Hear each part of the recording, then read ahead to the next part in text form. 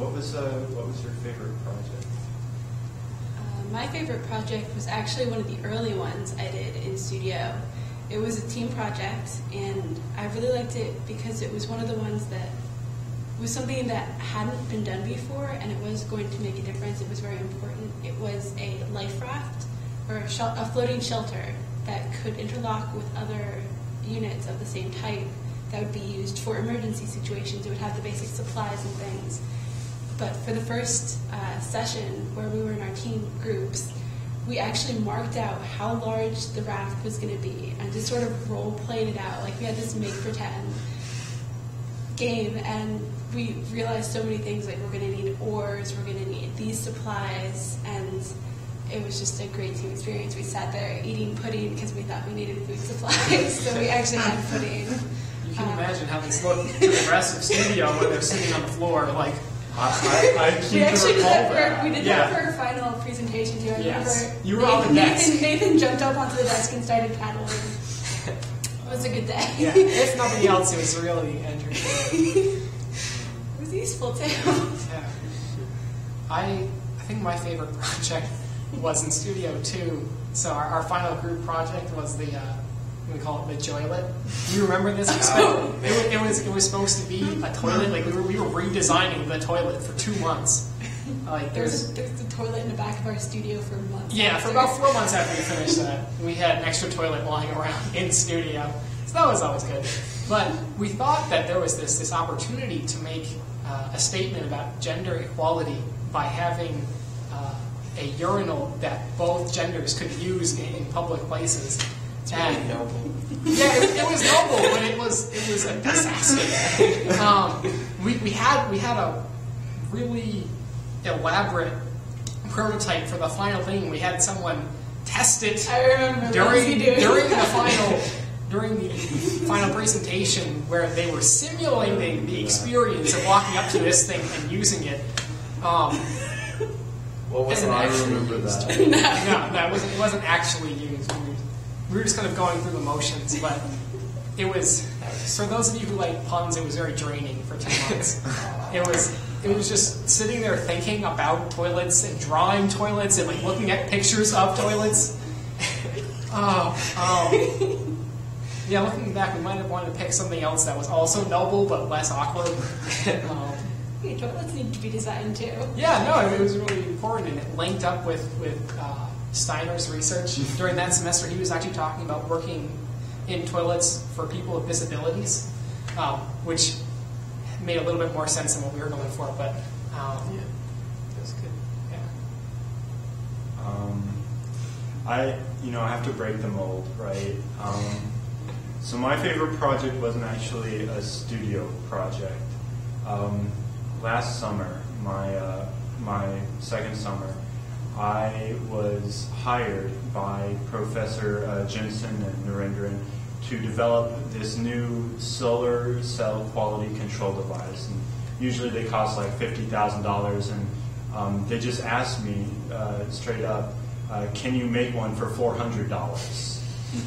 And of course, the answer was yes, sure. And it was a very interesting experience, because I realized that everything I learned in PDI was very, very applicable, and I had to do it. There was no other way to design this solar cell quality control device for $400 except for reach deep, pull out like the inane things that my professors had said and combine them into this awesome project. Suddenly, James and realized were you successful? Exactly. It was really wonderful, and it worked out. I developed this $400 solar simulator, and that's amazing. I'm very proud of it. I got paid for it, and I learned how important studio really is to the design process. They should have paid you the difference between the $50,000 and the $400. I know, right? Let's see. I would say my favorite. Well, I have a couple favorite ones. I want to show. We had this. You were done. Yeah. Ready to fall. Don't break it. So yeah, this was like. Yeah. This was pretty sick. This was these something we work? designed. Well, some of them do. There was a lot of sawdust that got into them, so only a couple of them were. But yeah, this was like a game that we designed for Studio 5, which was like educational. Yeah, we made some sort of educational thing. This was teaching kids fractions, using like a snake-style game. Yeah. And like we call Apollo, we wanted to do something with like, we spent a lot of time brainstorming on this because we were thinking like monsters or like spaceships, superheroes, and obviously we went with spaceships because they're awesome. Yeah, like it was really cool. We got some basic sample code for a snake game, and then like actually made a game out of it, and like you can use a joystick to control it to like eat the smaller fraction or the bigger fraction. That's right. And yeah, it was awesome because like we built this thing, you know, and like actually brought it to the school. We tested it with the kids. We got feedback from them. Then we went back to the drawing board and like kept designing and like made it, you know, even more awesome than it was before. And so yeah, that was really awesome. I guess the other favorite project I had was the clock, because we actually went from like the idea to like a legit prototype that worked. Yeah, that was awesome. And that was amazing. That was, so yeah, we spent like, that was another project where we basically went the whole, like 90% of that project was brainstorming. And then the execution happened in like a few days. Most of it. The electrical work was done in a few days. Yeah, it was crazy. There were like, Oh, wow. we had some late nights. But yeah, that was cool because it was like, the studio, that was for Studio 3, which was on aesthetics and usability. And that was like what the clock was all about. It was like 2 wooden cubes, and if it's off, you can't see anything because there's the LEDs to display the timer are recessed behind the wood.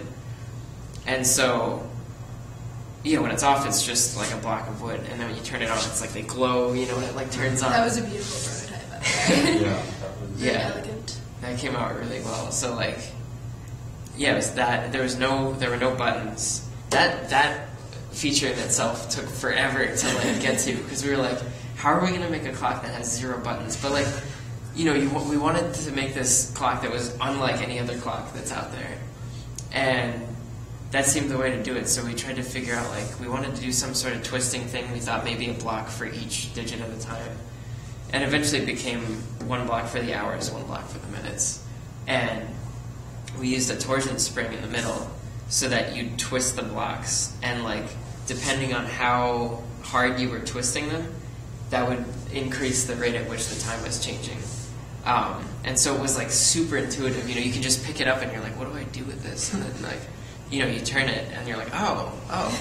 And like, you know, you just figure it out as you do it. And then like, to set the alarm, you just pick it up and flip it over. And then the lights change colors so you know that it's in alarm mode.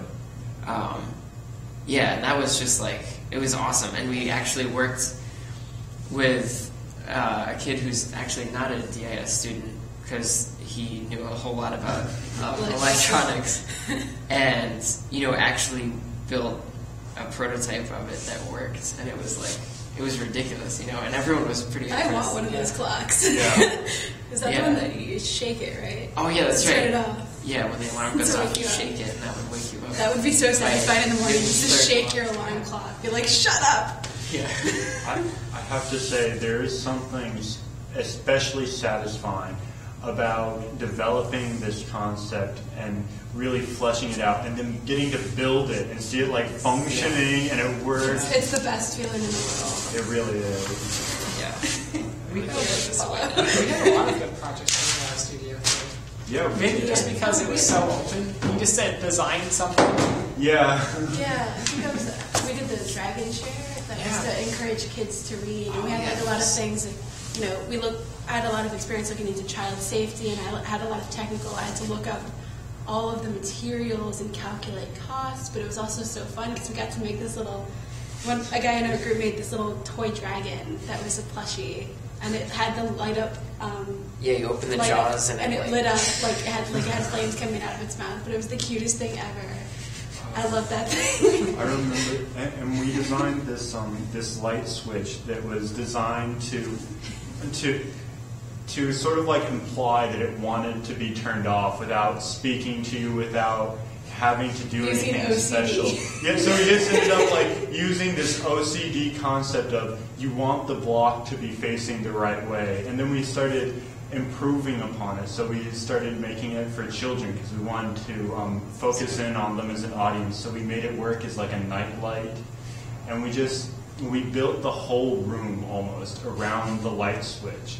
And I know you probably aren't going to build many rooms around a light switch, but you can take the light switch that we had and implement it in any room, and it works really well.